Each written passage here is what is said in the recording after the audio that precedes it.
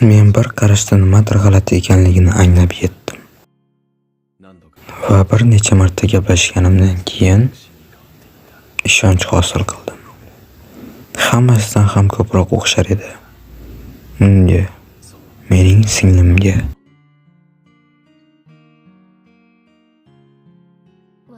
Ancha oldin unutgan edim. Juda mehribon bo'lgan Onnichan haqida. U meni har doim himoya qilar edi. Lekin eng muhimi, u menga kuch berdi. O'zim kuchli bo'lishim uchun.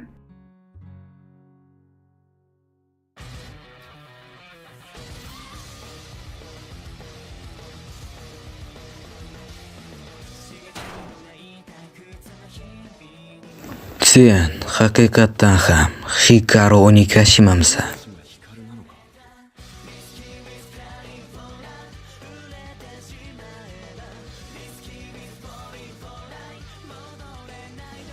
Men yolg'izlik odamlar uchun nima ekanligini tushunaman deb Sen o'ylayman. Hikaru Onigashimi emassan.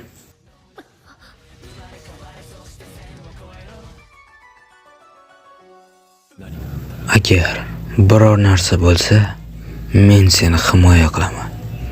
Chunki sen mening singlimsan.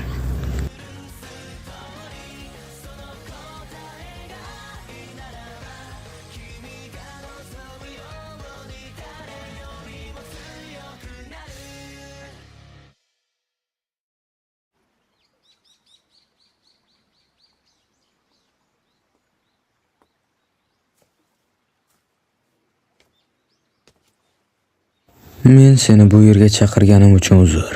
Sen menga kerak eding.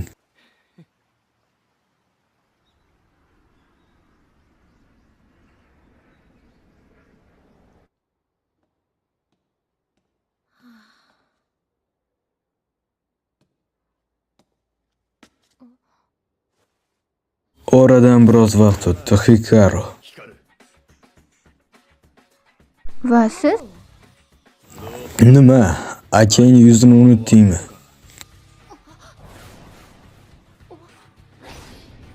Uchinchi kurs Paoloning sinfi. Ha, u Onigashima. Oh, ha, Nisan.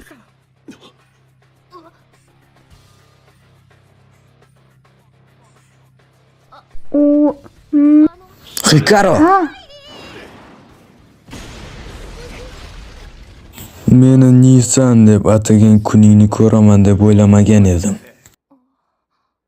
haqiqatdanmi? Oldin meni ko'rganingda har doim shunday derding. Men sizdan nafratlanaman. Bu dahshatli Hikaru-kun. Xo'sh, nega meni aynan ko'rmoqchi bo'lding? Men seni birga bir jangga taklif qilmoqchi edim. Kulguli.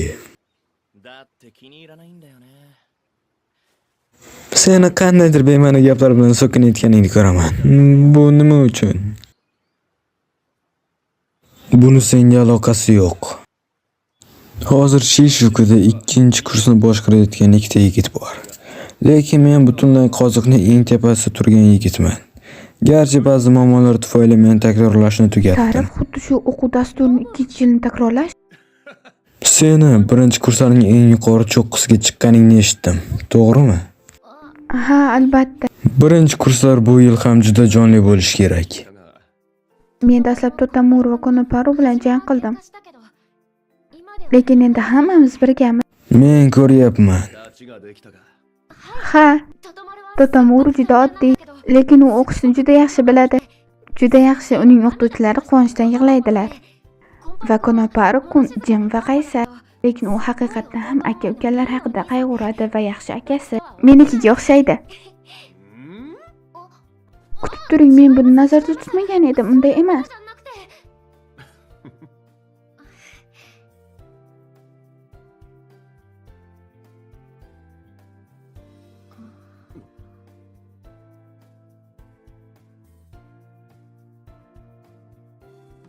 Qara, katta bo'lib harakat qilyapsan.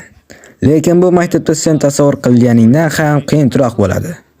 Shunday qilib, agar biror narsa yuz bersa, menga xabar ber. Men sen uchun akang sifatida ko'p ish qilganim yo'q. Lekin biz bir oilamiz. Sen har doim mening yordamimga ishonishing mumkin. Neysan? Baribir, bu maktab muhitiga ko'nikasan. Tashvishlanishga hojat yo'q. Ko'nikasizmi? Qanaqasiga? Haqiqatdan ham ishongan narsangga sodiq qolish orqali seni eng ko'p qiziqtiradigan narsa haqida o'ylab ko'r. Keyin shunchaki uning uchun kurash. Men hech qachon o'zgarmasligimni aytding, Rintaro. Lekin senchi, endi kim qadimiy tarixga yopishib olgan? O'zingni o'chir. Har doim o'ylayotganingni ko'rib va his-tuyg'ularingdan qochish. Bu meni g'azablantirayotgani juda achinarli. Men jim bo'l dedim. Ular meni qutqargandan beri o'zimni ikkinchi kursning eng yaxshisi deb atashga haqqim yo'q. Agar birgalikda harakat qilmasang, kim ularni navbatda ushlab turadi?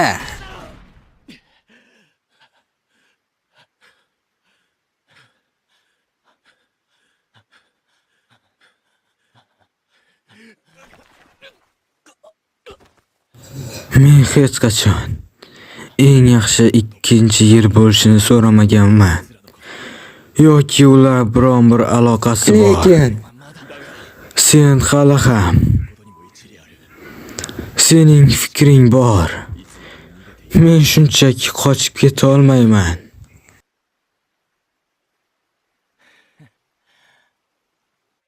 Bu to'g'ri. Men qochib ketishda davom etmayman.